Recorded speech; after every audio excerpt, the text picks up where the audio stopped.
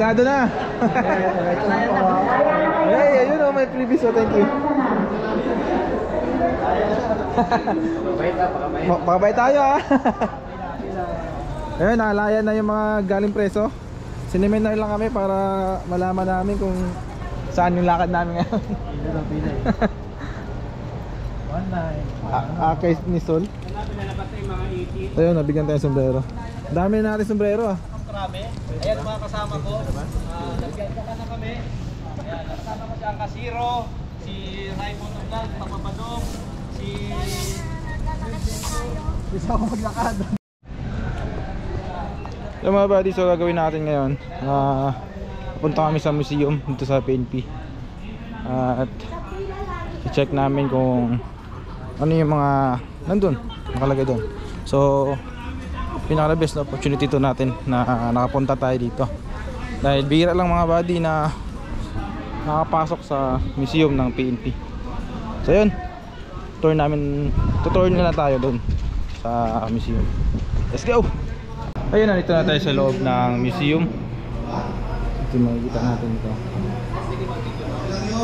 Ginawa nyo yan eh. Ang mahalaga naman sa buhay ng tao dito.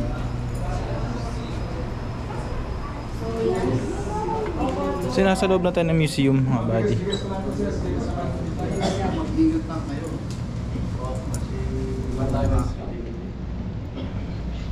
Ano, pupuntahin muna natin lahat dito. Yung mga diretso muna dito. Tuloy po kayo, tuloy.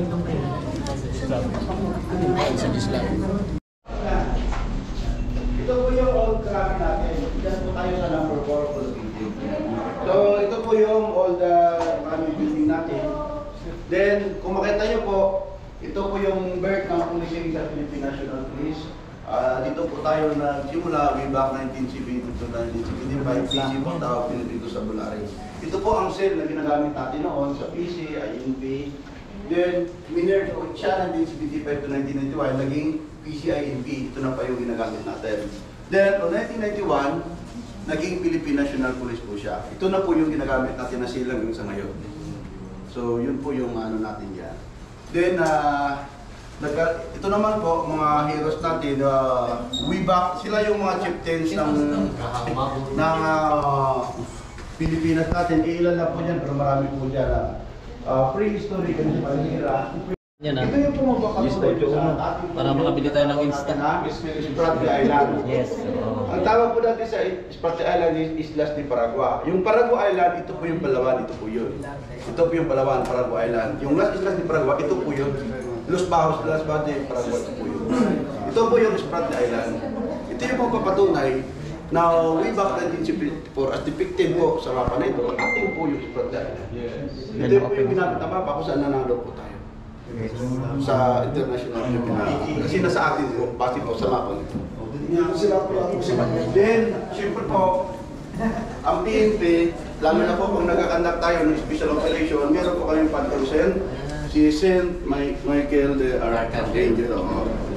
Siyempre, marami pong mga nagbuwis po ng buhay, kaya nagpipray po tayo. Bago po tayo gumawa ng special operation or anuman po police operation, nananalangin po tayo para po sa kaligtasan ng ating mga tropa, ng ating mga pamilya.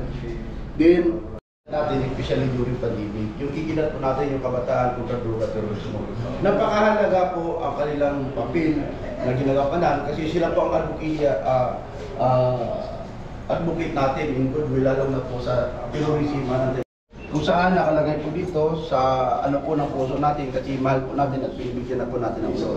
Ito po, kung bagong pulis ka po, ito po yung programa kung paano ka magkakaroon ng badge of honor. At ito na rin po ang dahilan paano po i-present sa'yo, babasahan ka po ng order para ibigay sa'yo. Then pag nag-retire ka naman po, natapos ka na sa serbisyo, ito naman po yung programa. Ano po? Retirement of the PNP Badge of Honor. Yun pong kapangyarihan ninyo na ibinigay sa iyo bilang pulis, isa sa ulo nyo po yan sa gobyerno kasi magbabalik ka na mo bilang isang sibilyan. Hindi ka na mga pulis, back to sibilyan. Ito po yung seremonya pag ikaw naman na nag-retire na. Ito kagaya ito po, kinuha po ito sa badge ni Police Major General. Yan po, may mga official, may mga PNC PCO po, wala tayong magawa. Talagang full of duty. Kaya nga lang talagang tinamaan din po sila. So, ayan po, nag-uwi sila ng buhay para po sa mga... Makapalakin mo yun.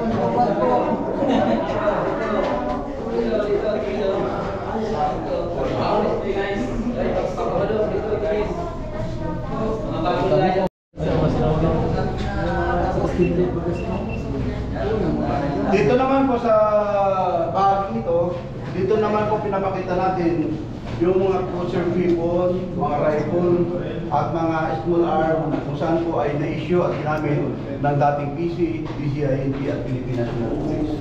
Yan po yung mga baril. Then ito rin po, nandito din po, ito yung truth or consequence. Kung ikaw ba ay nagsisinungaling ka sa misis mo, hindi. Ipupuli lang ka, huli ka. Huwag niyo na pong ilalabas yan. Hindi ka ma-deny.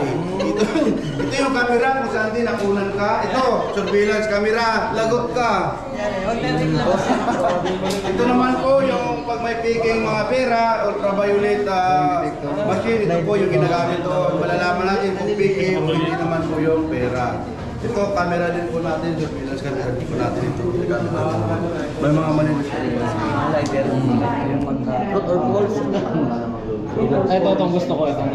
Nakapan po yung lab na lab namin ito, yung cruiser vehicle ito. Kapag nag-operate ka, meron kang cruiser vehicle na ganito sa isang team. Bawat po team, nung nasasap kami, meron po yan.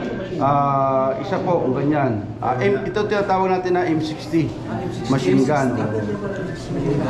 Ito po, ito napakahalaga din po ng corner na ito.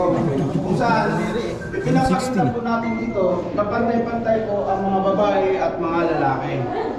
Kaya, makikita nyo po, ito po yung mga babae natin na nag-general. Ito po yung sombrero ng kauna-unahang naging general na babae. Walang iba po kundi si Police Chief Superintendent Yolanda B. Taligi. Andyan po siya, si ma'am. Ito naman po, papalitan pa lang po namin ito. Si ma'am, hindi pa po general ito, pero civil na siya, naging general na po siya, brigadier general. Siya naman po ang babae na kauna-unahang nakapasok po o nakapag-aral sa Philippine National Police Academy. Bali, upper class po si ma'am, 2002 po ako. Si ma'am naman, class 1995. General na po si ma'am ngayon. So, siya po yung kaunang nagigiliti. Baka may mga anak po kayo, mga kamag-anak na 18 o 22 years old, pwede po pumasok sa PNP. Buksan lang po niya yung PNP. Valor po, award ng Medal of Valor, yung pinakapataas po na award. Simula po 1902 hanggang 1947.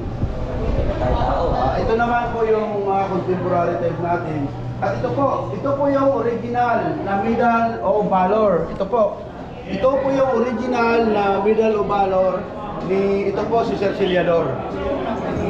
Kauna-unahan pong membro ng Philippine National Police na naging recipient ng Medal of Valor. So 500 plus po, mahigit yung pumasok, napapasukin yung lugar kung saan ay kanya pong, kung saan siya po ay nakatalaga. Ayan po yung story po niya. So si Sir Ciliador, nag-retire po siya as colonel. Siya po yung member ng advisory council namin ngayon sa ITSCA dito po. Buhay pa po yan si Sir. Ito po mga cruiser weapons natin. Gatling gun. Dala ko yung bala, oh. Grabe, oh. Grabe bala, ano? Siya po si Sir Atwila, upper class po yan, member ng PNP 1987. Yan, mga estudyante ko yan nila. Kausap ko din. Ito pa, parang yun. Pwede lang. Yung account lang. Ayun, mga kawit nila.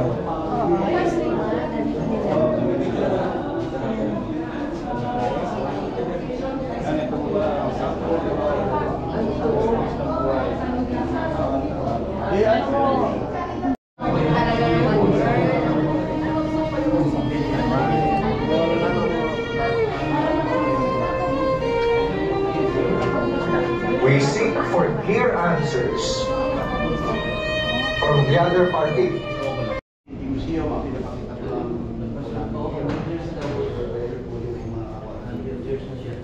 Pagkatapos po niyan, yung sa planted naman.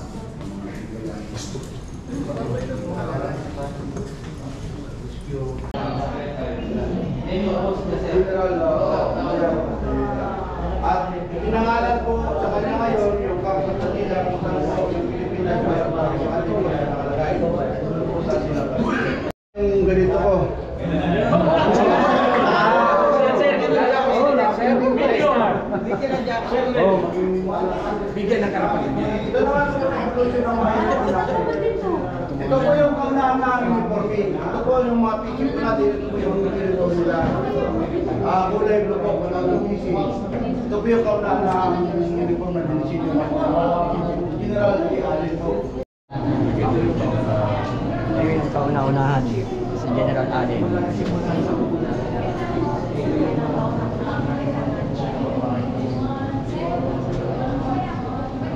Andito po si General Manuel Tian. Ito po yung lolo ni Rico yan. Ito. Bali ako niya po si Rico yan. Tingnan po, magkamukha ano po.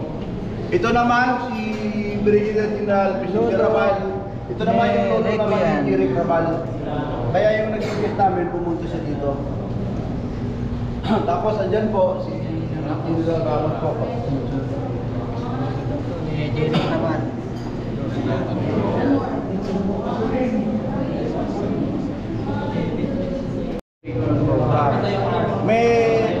May apat po yung PNP Transformation Program natin. May apat po doon na bahagdan. Kung saan po ginawa po yung para maging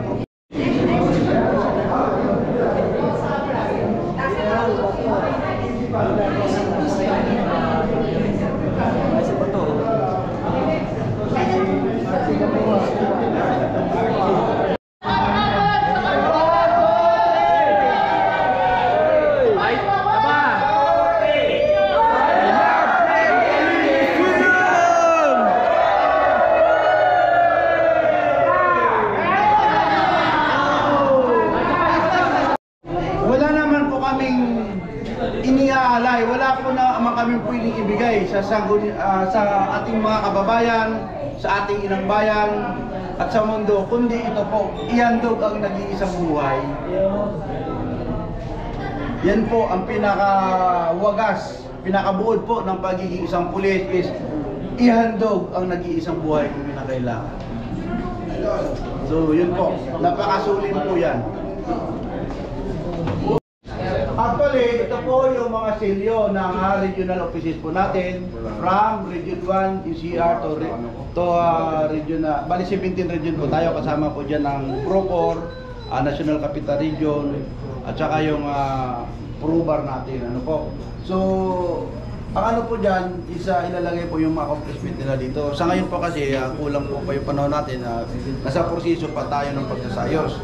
Kaya kung makikita nyo, ang nakalagay po dito, ito po yung mga memorabilia po ng mga dati naging Chief of the Philippine National Police.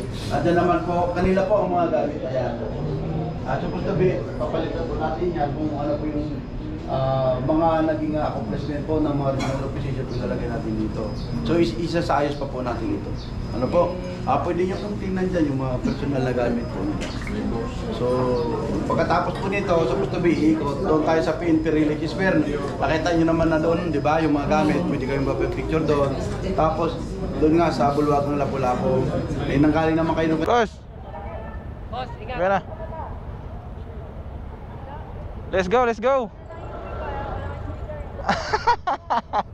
Naubusan next time na lang. Next time.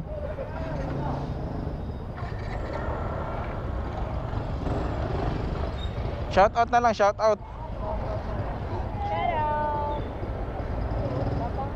Tara.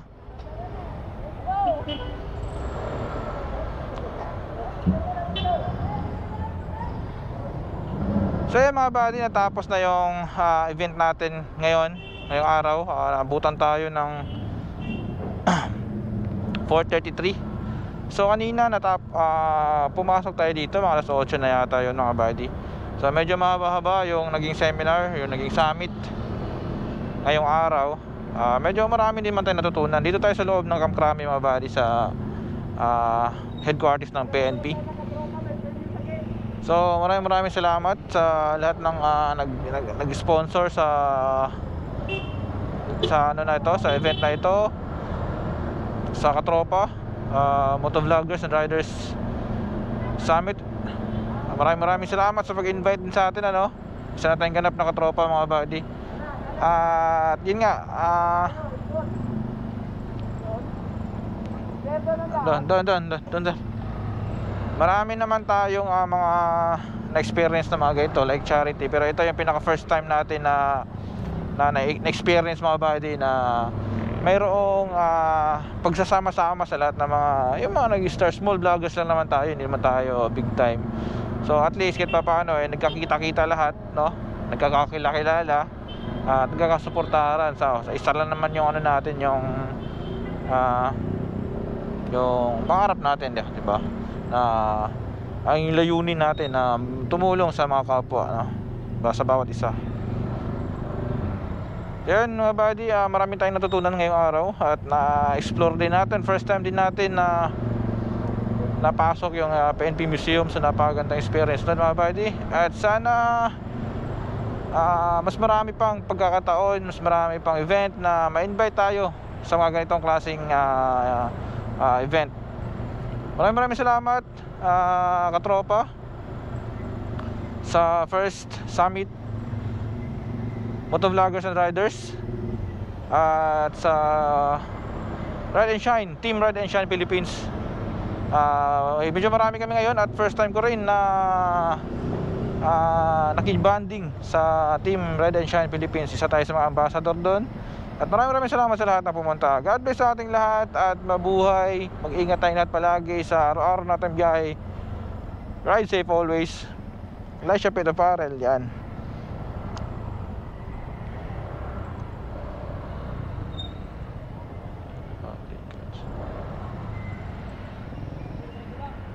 Ay, ano po? Hey Paps! Ingat! Paps Ron! Shoutout ka muna, shoutout muna. Shoutout! Ruel Senior. Ayun, ayun. Bye-bye.